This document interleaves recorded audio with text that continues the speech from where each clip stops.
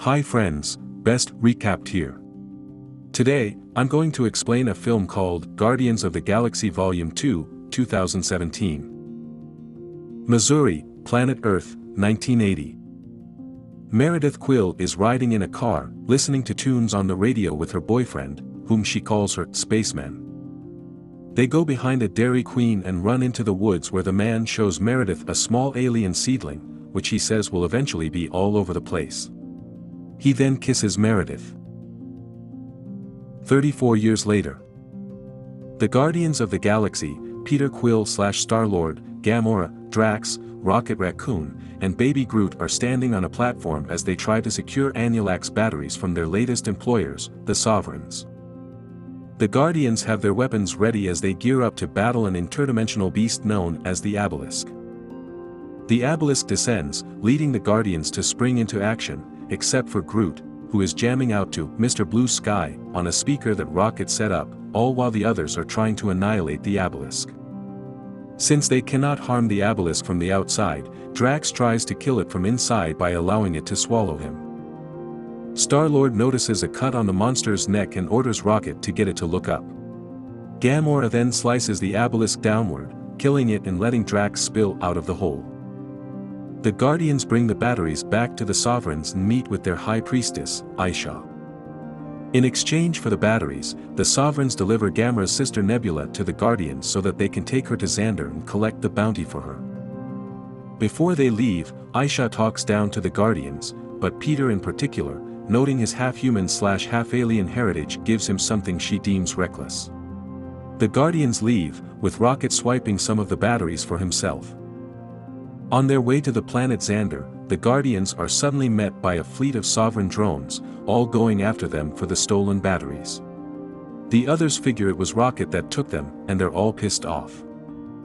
The drones start attacking as Rocket tries to steer the Milano toward a wormhole that will lead them to another planet. In the distance, another craft passes by and starts to destroy the Sovereign drones.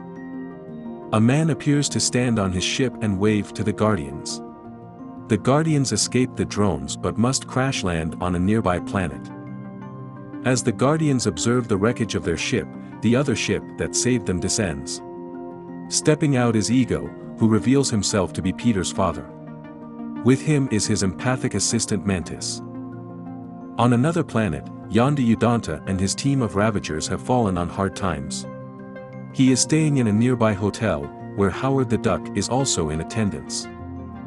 Yondu spots his old comrade Stakar Ogord, who has exiled Yondu from the Ravager team for child trafficking.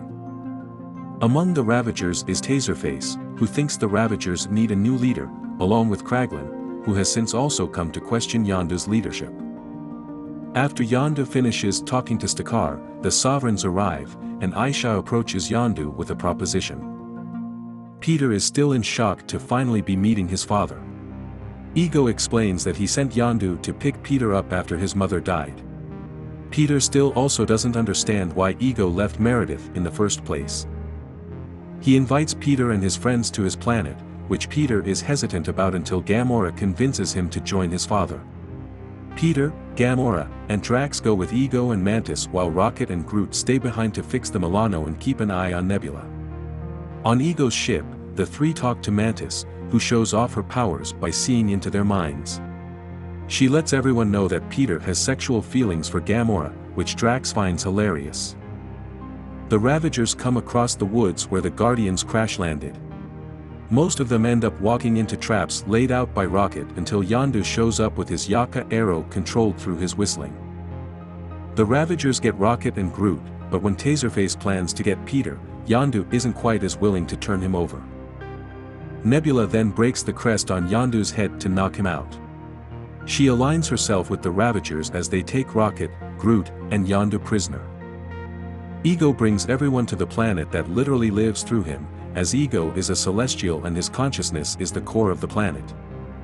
He explains to the three that he came up with a human form to travel the galaxy and he came to Earth and fell in love with Meredith, but could not see her so often because it would take up a lot of his energy.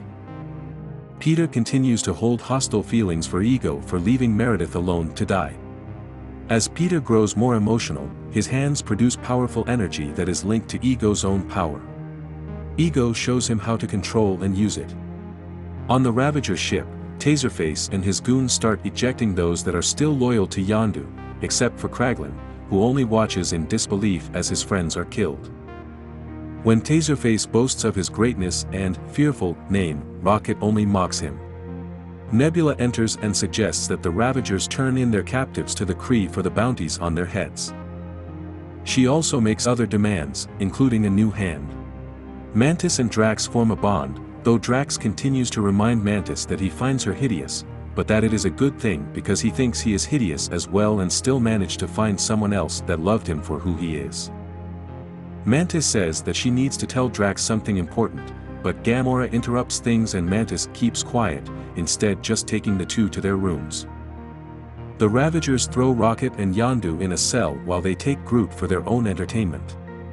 Yondu mentions how he was Kree battle slave before Stakar pulled him out and made him a Ravager. When Rocket asks about why Yondu kept Peter around, he insists it's because Peter was small enough to fit in spaces where the others couldn't. The two then resolve to work together to break out of there. They get Groot to come by, and Yondu tells him to get a prototype fin for his head. After bringing a bunch of wrong items, Yondu gets his fin and gets himself and Rocket out. Yondu sends the arrow through every mutinous Ravager they come across, which Rocket and Groot get in on some Ravager ass-kicking themselves. The three board an escape ship with Kraglin, but not before Yondu sets the whole ship to blow up. Taserface gets hit with flames, but he manages to notify Eyeshot to Yondu's whereabouts before he goes down with the ship.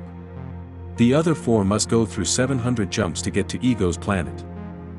Back on Ego's planet, Peter tries to woo Gamora with his dance moves, but it doesn't quite work as she cannot bring herself to express her own attraction to him.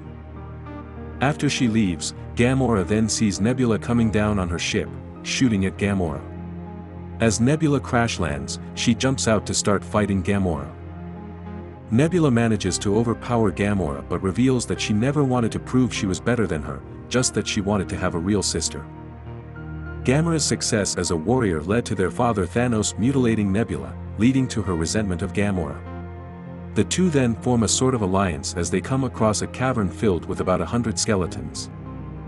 Peter and Ego continue to bond. Ego tells Peter that as long as there is light in the planet, Peter will retain his powers, as well as immortality. Mantis sees that Ego has Peter wrapped around his finger now that he knows about his own powers. She rushes to wake up Drax to warn him that Ego's true intentions are now clear. Rocket, Groot, Yondu, and Kraglin make it to their destination. They then set off to take on Ego. Ego explains to Peter that he wants to make what he calls the expansion. He went around the galaxy to thousands of other worlds to plant the seedlings to grow his power over the galaxy and cover the planets in an extension of himself. He impregnated women from those worlds and produced many children that Yondu delivered to him, but when they did not possess the same power of a celestial, Ego had them killed, and now their bones are what Gamora and Nebula found. Peter just so happens to hold the power that Ego was looking for. Ego also reveals that he put the tumor that killed Meredith in her head so that he would not feel the pain of being apart from her. Peter snaps out of it and begins to unload his guns on Ego in fury. In response, Ego takes Peter and controls him to start spreading the seedlings across the planets, causing mass destruction. To top it off, Ego crushes Peter's Walkman and Awesome Mix Volume 2 that his mother left him. Rocket, Groot, and Yondu meet up with Gamora, Drax, Nebula, and Mantis as they gear up to stop Ego. Unfortunately, they are also met by a fleet of Sovereigns out to kill them as well. Peter fights Ego's human form, but his entire planet's self fights back. Mantis is able to put Ego to sleep while the Guardians take care of the others. They fight back against the Sovereigns and eventually destroy their whole fleet with a bunch of lasers. Meanwhile, Rocket builds a bomb using the batteries he stole, which Groot takes and runs off with, despite Rocket warning him not to push the wrong button or else they'll all die. Mantis gets knocked out by a fireball, breaking her hold on Ego and reawakening him. As the others try to get safe, Ego begins to consume them. Peter continues fighting his father using his celestial powers. Now freed, Groot then finds Ego's brain in the planet's core, and he sets the bomb to go off in 5 minutes. Drax carries Mantis to the ship while Gamora and Nebula make it back. Rocket gives his last spacesuit to Yondu, knowing he cannot save both him and Peter. Gamora tries to go back, but Rocket stops her so he doesn't lose another friend. Ego pleads with Peter to stop the bomb, or else Peter will just be a normal human. Peter sees nothing wrong with that and lets the bomb go off. Ego's human form disintegrates as the rest of the planet starts to explode. Yondu flies by and grabs Peter. As they leave the planet's atmosphere, Yondu puts the suit on Peter to save him. He tells Peter that while Ego was his father, he was never his daddy. Yondu then starts to freeze up in space, and Peter sadly watches him die. The Guardians prepare to give Yondu a proper Ravager funeral. Kraglin gives Peter a Zune to make up for his lost Walkman, which Yondu had been meaning to give him for a while. In return, Peter gives Kraglin Yondu's arrow, feeling that Yondu would have wanted him to take it. Nebula sets off to hunt Thanos down herself, but not before reconciling with Gamora. Mantis decides to stay with the Guardians. As Yondu's body goes out into space, the Guardians see dozens of other Ravager ships arriving to pay their respects to Yondu. There are 5 end credit scenes that follow. Kraglin tries to practice using the arrow. He doesn't quite get the hang of it, and he ends up sticking Drax with it. Aisha and another Sovereign discuss their new plan to take down the Guardians. We see Aisha sitting by a birthing pod, waiting to break out whatever is inside to use against the Guardians. She decides to call it Adam, as in, Adam Warlock. Groot is now a teenager. Peter scolds him for leaving his roots lying around, but Groot just mocks him and plays video games.